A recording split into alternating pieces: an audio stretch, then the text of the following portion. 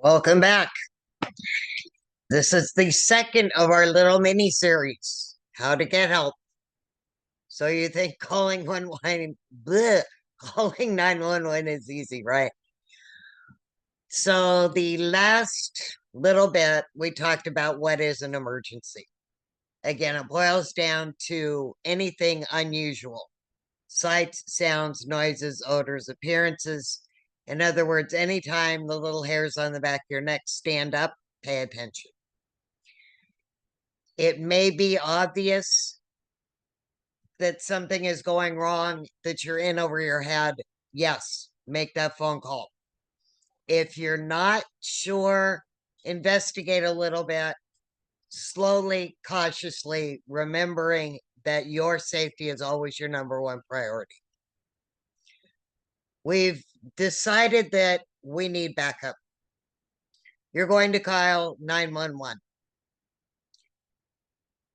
When you are sharing information on how to call 911, if you're teaching your children how to call 911, if you're in a crowded situation and you are yelling at somebody to call 911, always say it as 911.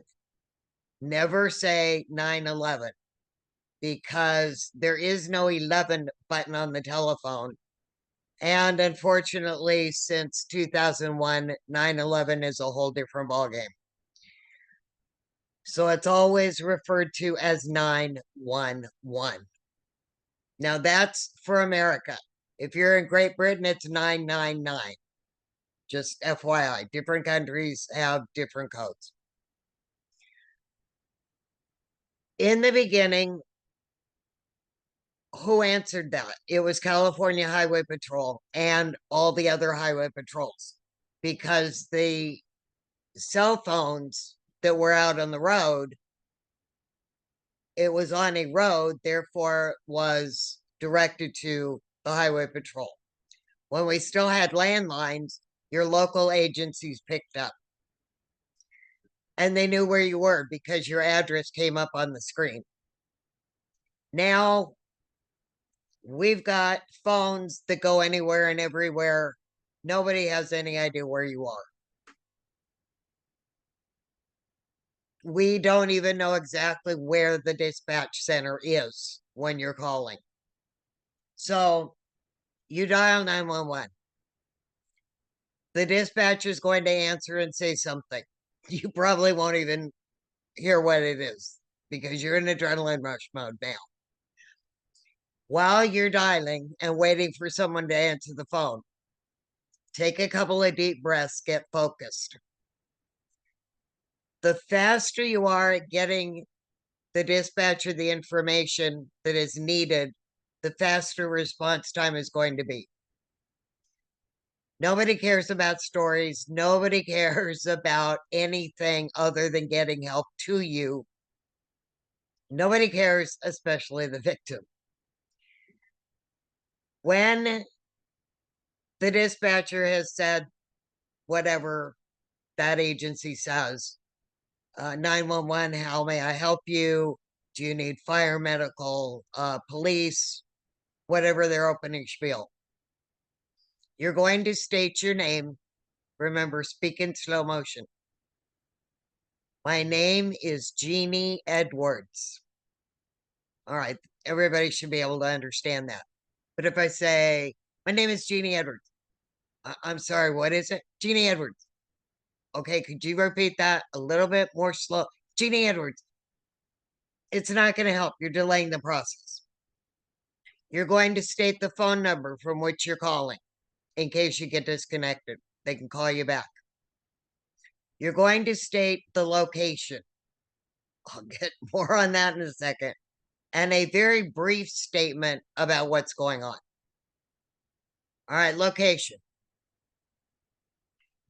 If you have an actual address, give the address. 123 Main Street. Again, when you're using numbers, state every number individually. But why?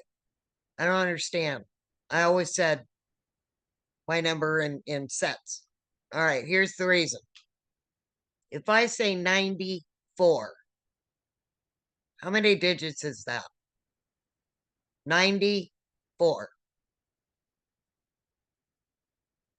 Some people are going to hear that as 94.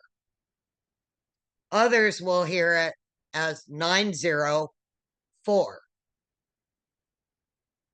That makes a lot of difference in a lot of different areas. So when you're saying numbers, say them individually. We're located at 123 Main Street. It's a town. You're on the main road. That's great. But what if you're in the country? What if I cannot see houses? I can just see the road and mailboxes. What if I'm in a large college campus or a mall or somewhere very big? It needs to get narrowed down a little bit. But to begin with, you want to let dispatch know the general area where the emergency is happening. Once you've given name, location, your telephone number, and a brief statement of what's going on, another dispatcher is going to start looking for who's available and start dispatching that unit to your location. Once that is going on, the original dispatcher is going to get back to you and ask you a whole slew of questions. Just answer the questions. With addresses, wherever you live, you want to make sure that EMS can find you quickly. Time is life. Now, in the middle of the night, if your house is on fire, yeah, fire's going to figure it out pretty quickly where you are. But a medical emergency is something totally different. We're not running code 3 because it's the middle of the night. We don't want to wake people up. Streets are usually dark. There may be street lights. You may have lights on your front porch, but it's harder to find an address. So when we are looking for addresses, it's typically near your front door. If you can be seen by the street, put your address by your front door. It just needs to be the number. We already know the street. You want big numbers. You do not need a great big huge front door and little bitty numbers. We're not going to see it. You want big numbers. Whether it's horizontal or vertical, we don't really care. We just want them big. Second thing is that you want the color of the numbers to be a contrast to the color of the house. I don't know how many times we went on a call and saw dark gray numbers on a black painted house or a stone front house. No, your numbers need to stand out. Yes, you can buy numbers at the hardware store. You can have them specially made. Or if you want to go the cheap route, that's fine. If you have a wood house, you can just buy stencils that are large stencils and spray paint the number on your house. You can get creative if you want and use neon colors. There are also reflective spray paints so that when a light gets on them, they shimmer, reflect, that sort of thing. That's all great. If you live back from the main road, we cannot see your house at all, but there are mailboxes on the road. A lot of people will put the number on the front of the mailbox. So when the mailbox is open, the number's right there. Well, as we're driving by, we don't notice that. We're looking at the sides. If you have a series of mailboxes, only the ends are going to be seen. If you have a standalone mailbox, we want the address on either side so that as we're coming down the road, we're going to see it from back there. Again, as large as you can get. That's usually spray painted or taped on. If your mailbox is here, but your house is over that side of the road, put the address and then an arrow pointing that way so that we know to look on that side for a driveway. Not this side because it's also got houses. Again, why is this important? If somebody needs medical attention right now and it's taking us an extra 5 to 10 minutes to figure out where you're located, that is a matter of life and death.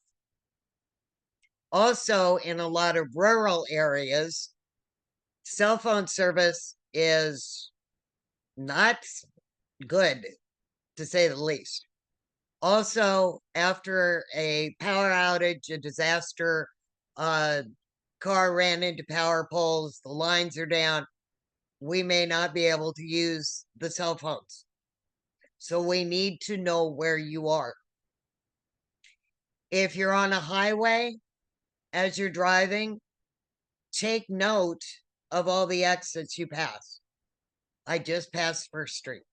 Okay, I just passed Second Street. I passed Fourth Street. It may be an area with which you're not familiar, but at least you know the streets and in what direction you're headed. Someone will be able to find you. As far as what to say about what's going on, I'm going to do that in the next lesson. All right. I don't want to get y'all bogged down and not have you be able to remember anything. So we will save that for the next time. In the meantime, stay safe. Come back for more lessons.